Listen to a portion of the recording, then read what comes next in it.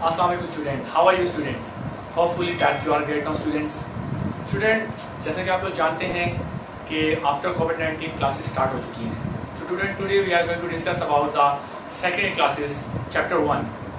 आज हम अपने second year कोर्स के बारे में बात करेंगे और उसके chapter 1 को डिस्कस करेंगे thoroughly. Students, so let's begin now.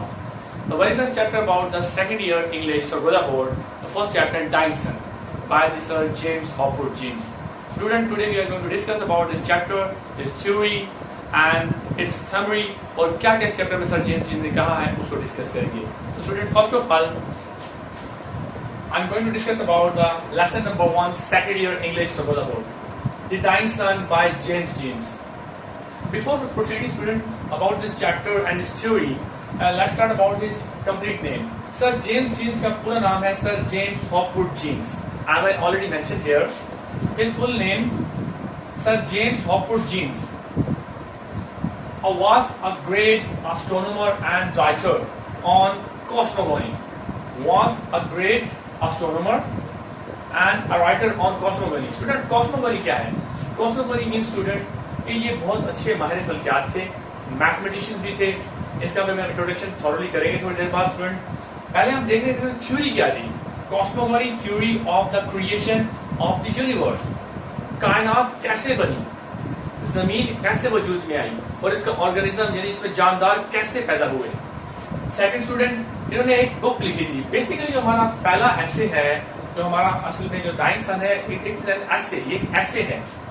ये एक बुक थी सर हॉपवुड जेम्स जी ने लिखी थी, जिस बुक का नाम मैंने ऑलरेडी मेंशन कर दिया स्टूडेंट, अ मिस्टीरियस यूनिवर्स. आपको यहाँ नजर आ रही होगी अ मिस्टीरियस यूनिवर्स, ये की बुक थी. उस बुक में से ये एक ऐसे लिया गया है जो कि इक़्तिबास है इनकी बुक से, द मिस्टीरियस यूनिवर्स. बेसिकली ये एक एन ऐसे है. Second student, it give a partial idea and seem to suggest. It give us a partial idea and seem to suggest that this process was accidental. Sir James ji कहते हैं, second point में यहाँ पे मेंशन कर दिया student, कि ये जो तमाम कायनात हमारी वजूद में आई है, स्पेशली हमारी जो जमीन है, प्लैनेटरी सिस्टम है, वो कहते हैं give a partial idea and seem to suggest that the process was accidental. ये तमाम हमारा जमीन का वजूद में आना और तमाम कायनात में जो हमारी खला बनी हुई है, जो हमारे सितारे हैं, हमारा गैलेक्सी सिस्टम है, ये सब कुछ स्टूडेंट वो कहते हैं प्रोसेस वाज एक्सीडेंटल. ये एक्सीडेंटल है. इसके बाद उस चैप्टर में थ्योरी बताएंगे, उसमें क्या थ्योरी दी है उसको डिस्कस करेंगे. Student, pay attention now. Okay now student, now we are proceeding about the main elements and the main object of this chapter which is already we have discussed before now. So student, इस chapter के अंदर क्या चीजें कही गई हैं जो sir James इसमें बयान कर रहे हैं. Very first about topic this now, the very first thing is in this chapter number of star.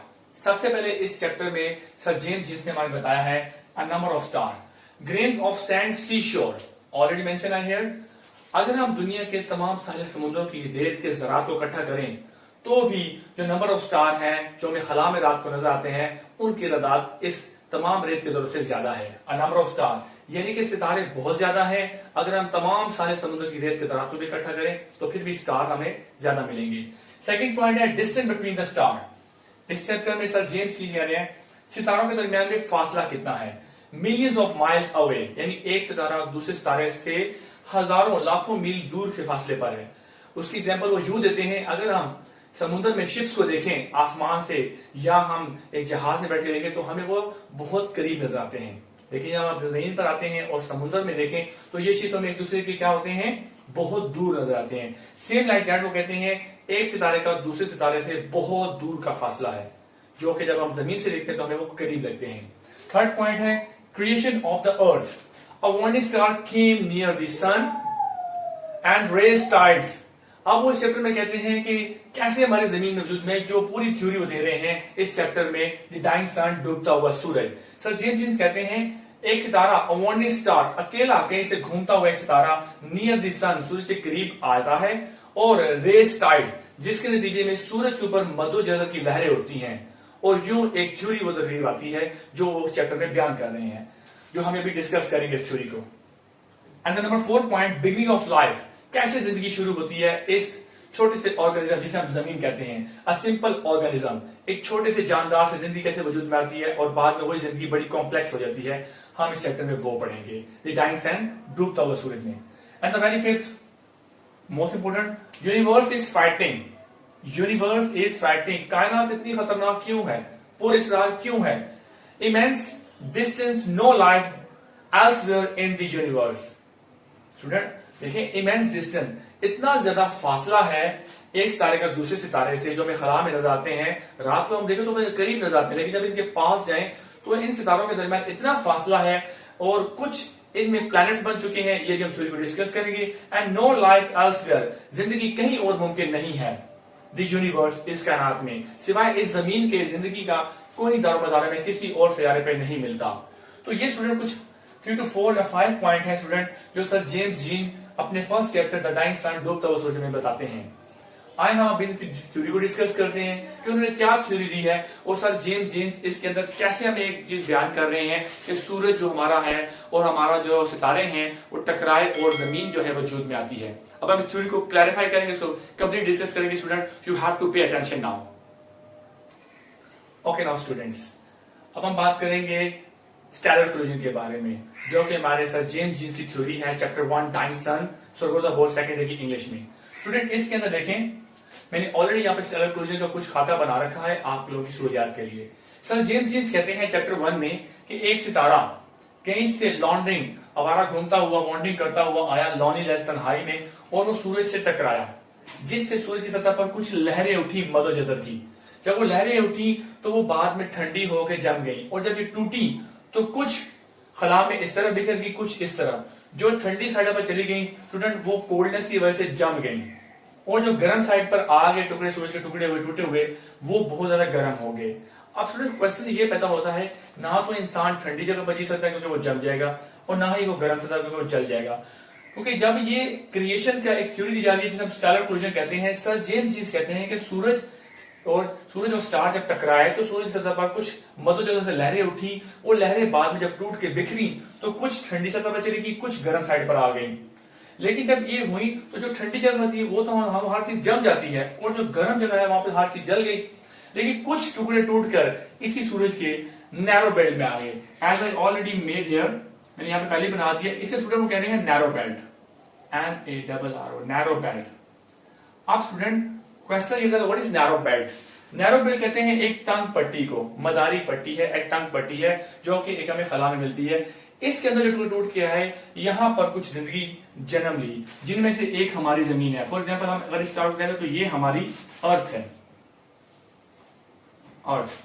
So that is the main point जो सर जेम्स जीन कह रहे हैं कि जब टकराने के बाद कुछ टुकड़े बहुत ज्यादा ठंडे हो गए, कुछ गर्म हो गए, कुछ नैरो बेल्ट में आ गए, जिंदगी इसी नैरो बेल्ट में मुमकिन है। नैरो बेल्ट, तंग मदारी पट्टी को बोलते हैं। वो कहते हैं इसमें जो टुकड़े बिखर गए, जो इस नैरो बेल्ट में आ गए, इनमें जिंदगी के आसार पैदा हुए, और इन्हीं नैरो बेल्ट के अंदर एक जमीन भी है जहां पर जिंदगी ने स्मॉल ऑर्गेनिज्म से जन्म लिया, और यहाँ पे जिंदगी शुरुआत हुई, जिनमें से एक प्लैनेट हमारा जो है वो जमीन भी है। अब ये जो नैरो बेल्ट वाले हमारे जो स्टार्स हैं, प्लैनेट्स हैं, हम कहते हैं, जिनमें नेपच्यून, प्लूटो और हमारे जो मून वगैरह है, वो इसी नैरो बेल्ट में है, और वो नैरो बेल्ट में अपने मदार के घूम रहे हैं। अब there is no life possible in the coldness, ठंडी साइड पर कोई जिंदगी मुमकिन नहीं है, एंड हॉटनेस, जिंदगी से नैरो बेल्ट में है, जो कि हमारी जमीन भी इसी नैरो बेल्ट में है, तंग पट्टी। So student, this is the basic theory and stellar collision which sir James Jeans tell us in his first chapter, second year the dying sun में। ये स्टेलर कोलिजन बयान किया जाता है। होपफुली आपको ये डाइंग सन की थ्योरी उसकी जो समझ आई होगी। अब हम इसके कुछ क्वेश्चन को डिस्कस करेंगे। Student, you have to pay attention, ये बहुत इंपॉर्टेंट होते हैं क्वेश्चन। अगर आप इन पे ग्रिप बनाएंगे तो ऑटोमेटिकली आपके फर्स्ट चैप्टर पे ग्रिप बन जाएगी, क्योंकि हम इसकी हर चीज डिस्कस कर चुके हैं। अब हम क्वेश्चन को देखते हैं। Okay now student, now we are proceeding to the question answer. अब हम स्टूडेंट चैप्टर नंबर 1 के क्वेश्चन आंसर को डिस्कस करेंगे, ताकि आपके इस चैप्टर में मजीद ग्रिप बन सके और आपको सारी चीजें क्लेरिफाई हो चुके हैं। We have already discussed the introduction, writer introduction हम कर चुके हैं, चैप्टर इंट्रोडक्शन कर चुके हैं। अब आपकी बोर्ड स्क्रीन पर आपको क्वेश्चन कुछ शो हो रहे होंगे। आइए हम इनको डिस्कस करते हैं, ताकि आपकी चैप्टर 1 पर कंप्लीटली ग्रिप बन सके और आप इसमें से कोई भी क्वेश्चन आए तो आप इजीली हल कर सके। सो स्टूडेंट, क्वेश्चन नंबर 1 है जो आपकी स्क्रीन पर भी शो हो रहा है।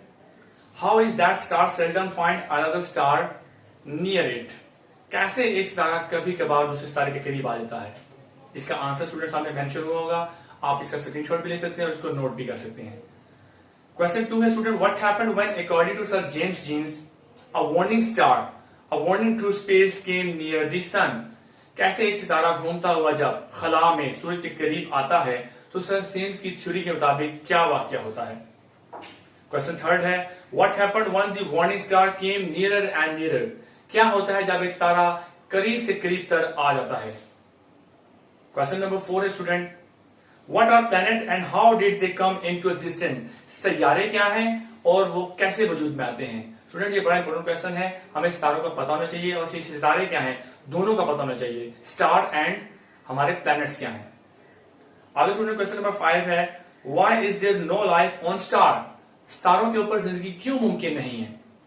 और बी पार्ट है इसी का, what is the difference between star and planet. Most important question है, what is the difference between star and planet. सितारे क्या हैं एंड सैयारे क्या हैं। सैयारे एंड सितारों में हमें फर्क बताना होगा।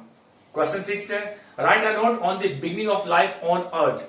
जमीन के ऊपर जिंदगी कैसे शुरुआत हुई, जिंदगी की शुरुआत जमीन पर कैसे हुई। क्वेश्चन 7 है, why is the universe so frightening. बहुत इंपॉर्टेंट क्वेश्चन है, हमारी कायनात इतनी पुरस्कार और खतरनाक क्यों दिखती है हमें। क्वेश्चन नंबर 8 है, what should be the condition necessary for the kind of life we know to exist on the other heavenly bodies. Do such a condition generally exist.